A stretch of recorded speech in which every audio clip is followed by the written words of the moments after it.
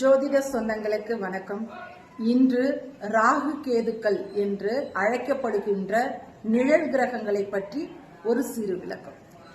உண்மையிலேயே ராகு பகவானும் கேது பகவானும் பாவ கிரகங்களா அப்படின்னு பார்த்தீங்கன்னா நிச்சயமாக கிடையாது.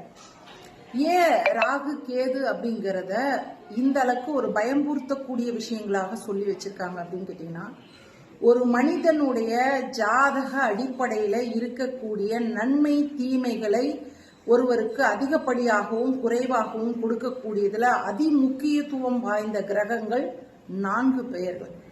ஒன்று ராகு பகவான், கேது பகவான், சனீஸ்வர பகவான், குரு பகவான். இவர்களுடைய இடப்பெயர்ச்சியின் காரணமாகத்தான் ஒருவருடைய ஜாதகத்தில் உள்ள நன்மை தீமை பலன்களை ஒரு ஜாதகர் அனுபவிக்க வேண்டிய காலகட்டம் என்பது அவர்களுடைய லைஃப்ல வரும். அதனால்தான் இந்த 4 கிரகங்களுடைய இடப்பெயர்ச்சிகள் என்பது அதிமுக்கியத்துவம் வாய்ந்ததாக கொண்டாடப்படுகின்றது.